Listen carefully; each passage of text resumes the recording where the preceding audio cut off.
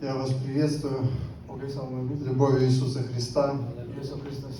Как уже ваш пастор сказал, меня зовут Алексей. Или он не говорил? Потому что вы знаете. Да, но меня зовут Алексей. Я несу пасторское служение в Воронеже. Воронеж — это большой город в России. Больше миллиона человек населения. Вот и там у нас несколько церквей есть.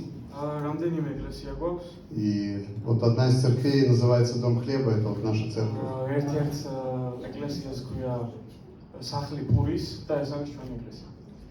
Слава Богу. Со мной большая часть моей семьи приехала. У нас всего 8 детей. Вот жена моя здесь. 7 детей. Да, еще у нас есть сын. Он также диакон нашей церкви. И у него уже тоже 2 детей. Да. Слава Богу. Слава Богу. Дедушка и бабушка. Но, знаете, все это Божья милость. Это Божья милость, это Божья благодать. Это плоды Евангелия. Апостол Павел в послании к Римлянам в 1 главе, он так говорит. В 16 стихе. Говорит, я не стыжусь благовествования Христова. Потому что оно есть сила Божия ко спасению всякому верующему.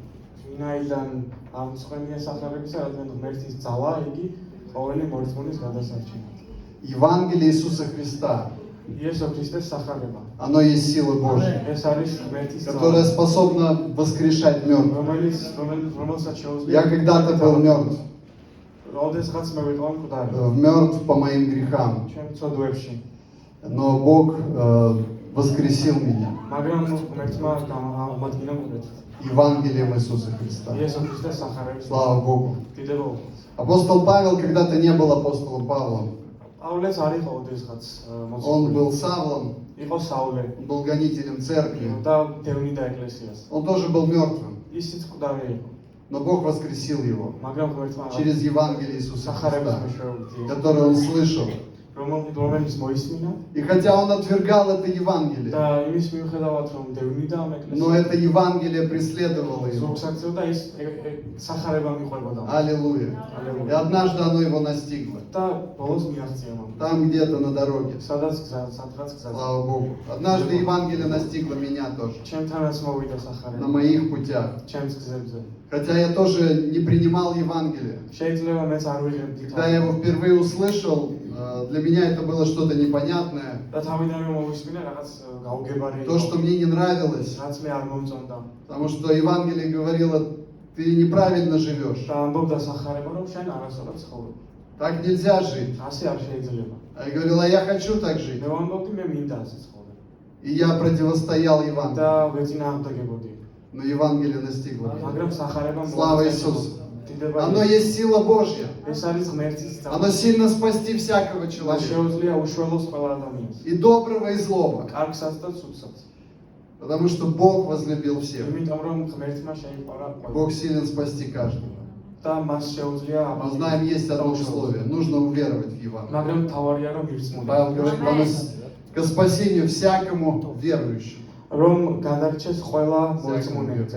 Слава Богу. И апостол Павел говорит, я не стыжусь Евангелия. Знаете, для нас это очень важно. Не стыдиться Евангелия. Евангелие, оно может быть несовременным. Иногда оно кому-то нравится. Но сегодня мы живем в таком мире, в котором оно многим не нравится. Но от этого оно не теряет своей силы. Оно все та же сила Божья. Оно сильно спасти и тех, кому оно сегодня не нравится. Те, которые говорят, что это что-то устарелое, это что-то несовременное, это что-то там непонятное, но оно сильно их спасти. И поэтому церкви очень важно держаться сегодня Евангелия. Держаться Слова Божьего. Потому что, как ваш пастор сказал, это теория, но эта теория, она живая теория. Слава Богу. Это живое Слово, которое имеет силу в себе самом. Оно сильно преображает нас, и оно сильно преображает любого человека. Оно проникает в человека. И оно судит человека. Чтобы человек задумался. Слава Господу. Аллилуйя. Однажды Евангелие пришло в мою жизнь. Но стало мне говорить, ты живешь не так. Ты живешь неправильно. И прошло время, прошел год с того момента, как я впервые столкнулся с Евангелием. Как я вообще услышал? Я был молодым человеком. Это было давно. Был 90-й год. 90-й год, когда к нам в город, где я жил, приехали верующие, поставили палатку на улице и проповедовали Евангелие. И мой друг, неверующий друг, он позвал меня. Говорит, Алексей, пойдем со мной. Там верующие проповедуют. Они дарят Библии. А тогда это был большой дефицит, если вы помните. Ни у кого не было. Еще он сказал такую вещь. Они с Богом разговаривают напрямую, на каком-то языке. На каком-то непонятном языке они напрямую с Богом разговаривают. Я подумал, это интересно. И мы с ним пришли, мы слушали, ничего не понимали, но нам подарили там Евангелие, Новый Завет, который мы вот пытались читать, ничего не понимали. Ничего не понимали. Но прошел год. В моей жизни происходили определенные события. Мне было там 17 лет. Вот, и я старался попробовать в жизни многое. Я вел такой образ жизни, я увлекался рок-музыкой. Ездил в разные города. У меня были длинные волосы, рваная одежда, серьга в ухе. В общем, немножко я по-другому выглядел, чем сейчас. И у меня была такая же компания таких же ребят. И такой образ жизни, он всегда приводит к проблемам. В моей жизни появились проблемы. Я был в затруднениях, мне было тяжело. И прошел примерно год, когда я первый раз услышал Слово Божье. И я был у себя дома. И я увидел снова эту книгу «Новый Завет». Она лежала там на полке. Я открыл, я стал читать. И я вдруг стал понимать, что это все про меня. Я стал понимать, кто такой Сын Человеческий, то, чего раньше я вообще не мог понять. Многое стало ко мне говорить просто. Это живое Слово. Слава Богу. Оно стало говорить ко мне. И я понял, что мои проблемы в жизни, они именно потому и есть, что я не живу так, как Иисус учит. И что это именно причина, почему и весь мир такой. Потому что мы не живем, как учит Иисус. И Да, и произошло вообще надо сказать, что до определенного момента я вообще не верил, что есть Бог. Нас воспитывали в Советском Союзе, где атеизм был официальной идеологией. Нас учили, Бога нет. И пришел момент, когда я понял, что Он, наверное, есть. Это просто тоже каким-то особенным образом произошло. И мы с моим другом снова пришли к верующим в гости. И жена пастора спросила нас: ребята, ну а вы верите, что Бог есть? И я сказал: я верю. Да, я верю, что Бог есть. И тогда она спросила: ну а если Бог есть, как вы думаете, Ему надо служить? Знаете, и это слово, оно просто зажглось во мне. Я понял, она права. Если Бог есть, Ему надо служить. Да, но, и как я сказал, я понял, что я живу неправильно, и в этом мои проблемы. Но я еще одну вещь заметил, что я хочу жить правильно, но я не могу. Я раб греха. Я не могу изменить свою жизнь. Я хочу, я стремлюсь жить по-другому. Но грех снова и снова заставляет меня жить неправильно. И так прошел еще один год в такой борьбе. Мне подарили Новый Завет, такой маленький, и я учился в это время в Воронеже, в строительном институте. И на каждой перемене я выходил, там на лестницу садился и читал Евангелие. Я занимался в это время в музыкальной школе. Я приезжал туда, и когда я ожидал преподавателя, я открывал и я читал Евангелие. Я просто знаете, насыщался им. Оно просто входило в мое сердце. И так прошел целый год. У меня все больше и больше было разных проблем. Но наступили долгожданные каникулы.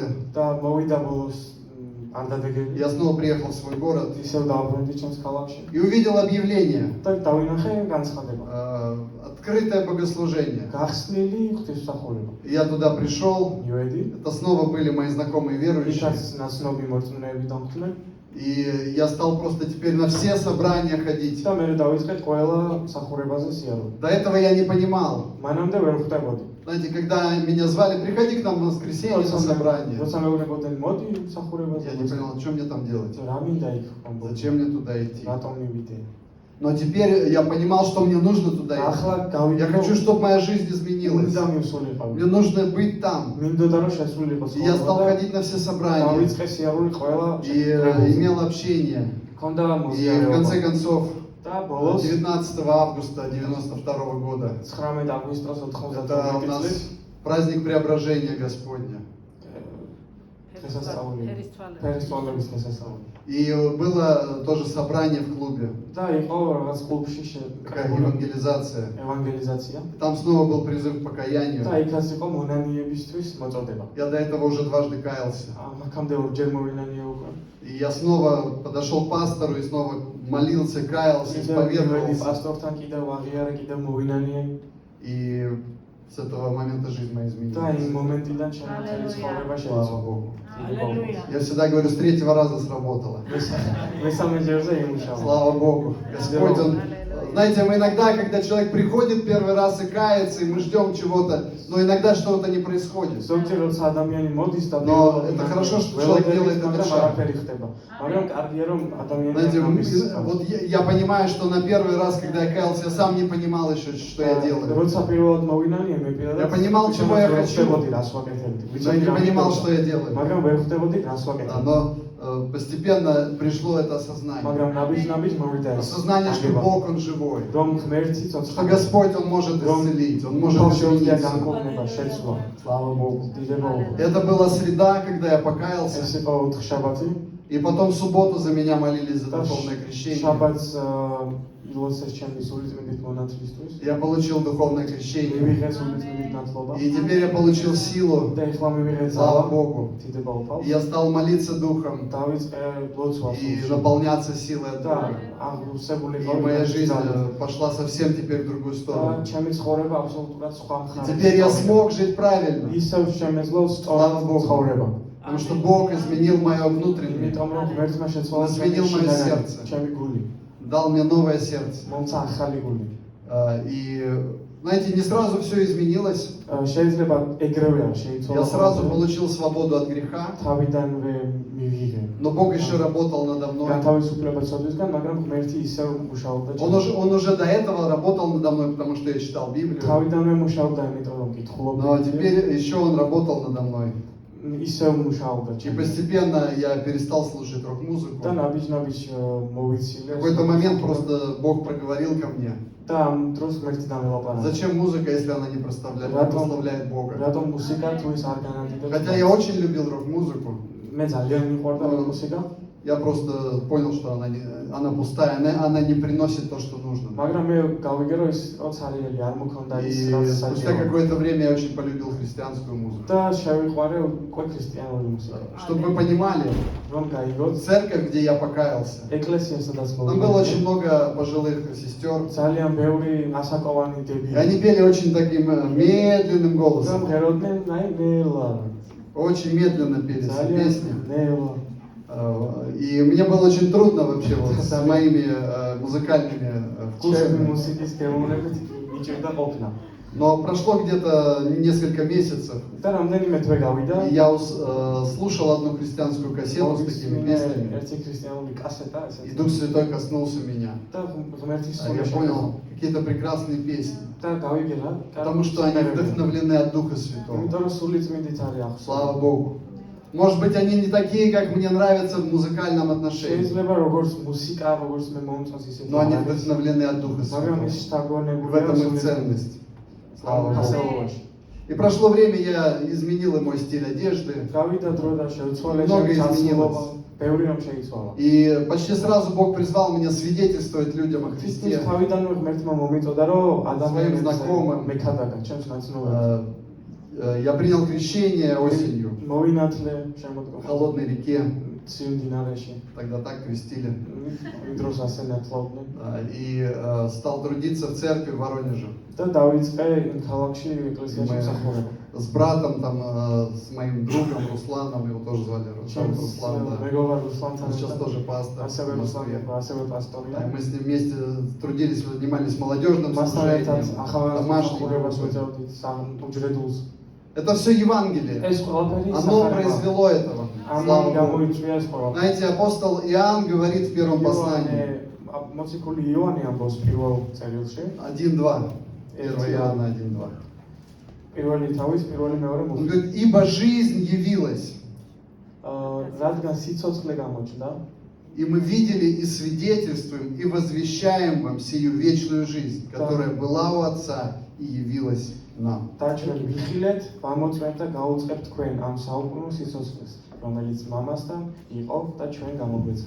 Знаете, всякое свидетельство, когда мы рассказываем о том, что Бог сделал в нашей жизни, мы говорим о том, что эта жизнь явилась. Это Иисус Христос. Это Он сделал в нас. Мы не могли себя спасти. Мы не могли себя изменить. Знаете, у каждого есть что-то свое, где Бог совершил свое чудо в нашей жизни. И мы свидетельствуем и возвещаем не просто о себе, не то, что это мы такие хорошие. Мы очень нехорошие, мы плохие. Но Бог изменил нас. Слава Богу. Он сделал нас подобными Сыну Его. Поэтому мы хорошие. Потому что Он хороший. Слава Богу. И это не мы, это Он. ეს არა ჩვენ, Слава მან Иисусу. გააკეთა. Это жизнь. ეს არის ცხოვრება. Да, и вот эта жизнь, она изменила меня. და ამ ცხოვრებამ Жизнь შემცვალა от მე. Бога. Изменила меня, да, в 94 году осенью. 1994 У нас был день рождения у сестры одной, у дочери нашего დაბადების епископа. დღე, დაბადების დღე ქონდა ერთ-ერთ დას. Да, и я там был тоже. მეც ვიყავი. И там были две девушки неверующие. იქ იყვნენ ორი წუნო და გოგო. Да. Да. И когда мы знакомились, вот одна девушка сказала: меня зовут Лариса, და როცა გავეცანი, и мы будем ходить в вашу церковь. მან თქვა რომ მე მქვია ლარისა და ჩვენ მივვლით თქვენს ეკლესიაში. Как вы думаете, что я подумал? და თქვენი აზრით მე რა ვიფიქრე? Вам часто так говорят? თქვენ ასე Мы будем ходить в вашу церковь. ჩვენ მივვლით. Вы говорили так когда-нибудь? Мы будем ходить в вашу церковь. თქვენს ეკლესიაში მივვლით. Как правило, они потом не появляются в церкви. იმიტომ რომ როგორც წესი მე აღარ მოდიან. Я так и подумал, думаю, ну да, მე она рассказывает. საერთოდ Но на самом деле она пришла. მაგრამ მართლა მოვიდა. Да. И покаялась на одном из молодежных. მოინანია ხალხზე. Слава Богу, я молился за ее покаяние. მე ვოცულობ მისი მონანიებისთვის. Да. И в 95 году мы поженились. და 95 წელს დავქორწინეთ. Господь так устроил. Слава ერთმა Богу. ასე მოაწყო დიდება მას. Да. И это ее жизнь тоже изменилась очень сильно. მისი ცხოვრებაც ძალიან ძლიერად შეიცვალა. У нее тоже есть своя история. მასაც აქვს თავისი Просто, ისტორია. наверное, у нас не хватит времени. все ალბათ თუ არ მეგო ყველა გადამოვყოთ. Да, но Бог ее тоже очень сильно спас, მაგრამ изменил. ღმერთმა მასაც უშუალოდ და Ее შეცვალა. жизнь исцелила ее Твою судьбу. ცხოვრება განწყდა. Слава Богу. დიდება უფალს. И Бог дал нам детей. ღმერთმა გვაჩოქა Бог შვილები. призвал нас к служению. მსახურებისთვის მოგვიწოდა. Лариса у нас долгое время была, ну, фактически через нее Бог поднял детское служение у нас в და регионе. ლარისას მეშვეობით ღმერთმა აღადგინა ბავშვთა მსახურება ეკლესიაში. Слава ამოწია. Богу.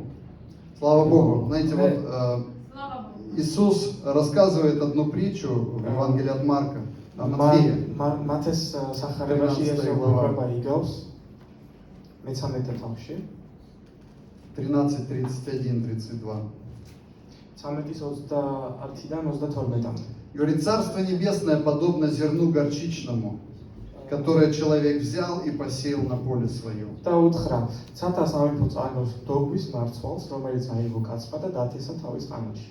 Которое, хотя меньше всех семян, но когда вырастет, бывает больше всех злаков и становится деревом, так что прилетают птицы небесные и укрываются в ветвях его. იგი ყოველგვარ თესლზე მცირეა, მაგრამ როდესაც იზრდება, ყველა ბოსტნეულს აღემატება და ხედი იქცევა. მოფრინდებიან ცის ფრინველები და მის ტოტებს შეაფარებენ თავს. Вот так Царство Небесное действует. და ასე მოქმედებს ღვთის Вначале, სამეფო. вначале это что-то очень маленькое, თავიდან რაღაც ძალიან პატარა, незначительное. უმნიშვნელო. Знаете, я был никто и ничто. მე ვიყავი არავინ და არაფერი. Ни вида, ни величия. არც დიდებული და არც Но ჩამდის. Бог спас меня. მაგრამ ღმერთმა მიშველა, Также моя супруга. ასევე ჩემი Бог нашел и მეუღლე. спас ее. მიპოვა და უშველა. Знаете, у нас никого не было никогда верующих родственников. ნათესავებიც არასდროს არ მყავდა არც ერთ მოიწმუნე. Когда мы вот по сей день, находясь в церкви, мы видим эти, знаете, такие церковные кланы, და ეკლესიაში რომ მევალ დავინახავთ ხოლმე ასეთ ეკლესიურ такие კლანებს. благословенные კოთხეული семьи. ოჯახები. У нас есть епископ, у которого 20 да, детей своих. ეპისკოპოსი ყავს, რომელსაც 20 შვილი აქვს. Да. А у его отца вот внуков там больше და 40. მის მამას 100-ით და მეტია შვილი. Огромные семьи. დიდი ოჯახები. Это прекрасно, слава და ეს Богу. ძალიან კარგია, დიდება უფალს. А нас Бог привел, знаете, вот таких вот. და ღმერთმა ჩვენ უბრალოდ გვიპოვა. Знаете, как Давид говорит, я беден и нищ. როგორც დავეთი ამბობს, მე ვარ Но საწოლავი და Господь печется. მაგრამ ღმერთი არის მოწყალ. Слава Богу. დიდება უფალს. И Евангелие, оно преобразило нашу და жизнь. სახარება მოიპოვა. И благодаря Евангелию, тому, что мы поверили этому слову, да, у нас рождались дети. და სახარების წყალობით მივიღეთ სიტყვა და ყავს. И надеемся, что будут еще рождаться внуки. და იმედი გვაქვს რომ კიდევ შვილიშვილები გვეყოლება. Слава Богу. დიდება უფალს. Потому что это все, это то, что приносит нам Евангелие. იმიტომ რომ ეს არის რაც მოგვიტანა სახარება. И вот это зерно горчичное, оно такое маленькое, და ეს დოგვის მარცვალი არის ძალიან но оно может произвести очень многое. მაგრამ შეუძლია В каждом из нас. ჩვენში ყველაში. У нас у всех разное призвание. ჩვენ ყველა სხვადასხვა მოწოდება გვაქვს. Разное призвание в Боге. სხვადასხვა Но მოწოდება Бог გვაქვს. каждого из нас хочет использовать. მაგრამ ღმერთს უნდა თითოეული Если мы не стыдимся Евангелия, თუ არ შევწყვება не სახარება, стыдимся жить этим არ Евангелием, შევწყვება ამ სახარების свидетельствовать о нем. დამოწმების. Знаете, у нас в нашем служении, в нашей жизни, да, мы в 2000 году Бог благословил, братья благословили, мы начали церковь. 2000 წელს ღმერთმა გვაკურთხა და ჩვენ დავაფუძნეთ Тоже, ეკლესია. знаете, с небольшой группы. ძალიან პატარა ჯგუფთან ერთად. 10 человек. 10 კაცი ალბათ. Одна группа.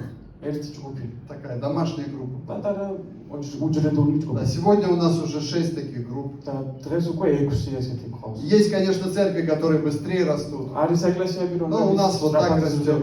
ჩვენთან ასე. Но Бог ее созидает, слава მაგრამ Богу. ღმერთი ყვევავს, აშენებს. И я вот смотрю, вот когда сидел здесь, понял, что это, наверное, когда-то тоже был такой жилой дом, და да? აქ რო უყურებდით И თავიდან его взяли, переделали, здесь теперь народ Божий მე собирается. გადააკეთეს და Слава დღეს Богу. უკვე ღვთის ხალხი იკრებება. У нас немножко по-другому. ჩვენთან ცოტა У нас есть дом, где живет наша семья. ჩვენ სახლი გვაქვს სადაც И в 2009 году Бог так повел нас. 2009 წელს ღმერთმა Мы внизу не сильно, но немножко переделали. ქვევით ცოტა А გადავაკეთეთ. сверху мы сняли крышу ზევით სახურავი მოხსენით, и сделали там второй этаж. დავადგით მეორე Там სახლი народ Божий და იქ собирается. ღვთის ხალხი იკრებება. Слава Богу. И мы так максимально его старались сделать как можно больше. მაქსიმალურად ვცდილობდით რაც შეიძლება დიდი გამოსულა. У нас люди, когда с улицы первый раз заходят, და როცა ხალხი ქუჩიდან знаете, с პირველად улицы შემოდის, смотрят, ну дом и дом. უყურებენ, ну სახლია. А когда заходят внутрь, და როცა შევლენ, дверь открывают, კარი იხსნება. ого. ოჰო. Да, слава Богу. დიდება უყურს. Так Бог устроил, да. Сейчас мы уже и там не помещаемся, наша უკვე церковь. იქაც ვეღარ ვეტევით ეკლესია. Особенно когда праздники, и приезжают еще гости. როცა დღესასწაულები Поэтому Бог сегодня дал, мы строим дом молитвы. და ღმერთმა გვაკურთხა და ვაშენებთ Большой дом молитвы. ძალიან დიდ Слава Богу. Так что вспоминайте в молитвах. Бог ლოცვებში благословил მოიხსენებთ, нас. რომ ღმერთმა გვაკურთხა. Знаете, у нас разные обстоятельства происходят, и какие-то законопроекты пытаются сейчас принять, და სხვადასხვა კანონის მიღებას ცდილობენ იქ, чтобы запретить церквям собираться вот в რომ таких жилых домах. ეკლესიებს აუკრძალონ შეკრება. Но мы уповаем на Господа. მაგრამ ჩვენ უფალზე რომ И Господь, Он ведет нас. რომ უფალი И Он всё смотрит. და ყველაფერს მიხედავს. Но будем благодарны за და молитву. ვიქნებით მადლობელი თქვენი Слава ლოცვისთვის. Богу. Так, знаете, у нас и газету мы издаем христианскую. გაზეთიც გვაქვს ქრისტიანული Я дружусь в служении образования, у нас библейский институт. და есть. ბიბლიური институтია და იქაც განათლებაში Братья и сестры из церкви посещают интернат. და ასევე ჩვენი დევიდაზმები ინტერნეტში Сейчас у нас летом, вот сейчас только прошел наш церковный лагерь. ასევე ბანაკი მქონდა ზაფხულში ეკლესიაში. Дети рождаются, ბავშვები იბადებიან. людей, нуждающихся на улице, кормят. ახალს ყვებავთ ქუჩაში, ვისაც ჭირდება. Труд совершается. რაღაცას ვცდილობთ, შრომობთ. Но если вот вернуться в начало, მაგრამ თუ დასაწყისში დავბრუნდები, просто когда-то я услышал Евангелие. ოდესღაც მოისმინე სახარება. Когда-то Лариса услышала ოდესღაც Евангелие. ლარისამ მოისმინა სახარება. Евангелие Иисуса Христа. იესო Это есть сила Божья ეს არის ღვთის ძალა. к спасению всякому რომ верующему. ყველას გადაარჩენს. Слава Богу. დიდება Но пусть Бог благословит вас, друзья. ღმერთმა Держаться всегда Евангелия, каждого из нас. ჩაიჭიდეთ სახარებას. Помните, что оно животворит. Знаете, апостол Иоанн в своем Евангелии, я вот в завершение прочитаю, он написал так, 20 глава Иоанна. იოანეს სახარების მე-20 თავი. Он говорит, много сотворил, 30 стих. 30 მუხლში. Много сотворил Иисус пред учениками своими и других чудес, მოწაფეების წინაშე ბევრი სხვა ნიშანიც მოიმოქმედა о იესო. которых не написано в რაც книге ამ сей. წიგნში არ დაწერილა. Сие же написано, дабы вы уверовали, ეს კი დაიწერა, რათა ირწმუნოთ, что Иисус есть Христос, Сын Божий, რომ იესო არის ქრისტე, ძე ღმერთისა. и веруя имели жизнь во имя Его. და რათა მორწმუნეებს სიცოცხლე ქონდეთ მის სახელში. Amen. Иисус есть Христос, Сын იესო Божий. არის ქრისტე. И мы, веруя в Него, имеем жизнь. და მისი რწმენით И эта жизнь, она производит და все. ეს სიცოცხლე წარმართავს. Поэтому нам важно держаться ამიტომ Христа, მნიშვნელოვანია держаться ჩავეჭიდოთ Евангелия. სახარებას. Пусть Бог вас всех благословит. ღმერთმა გაგურთოთ. Спасибо. მადლობა დიდი.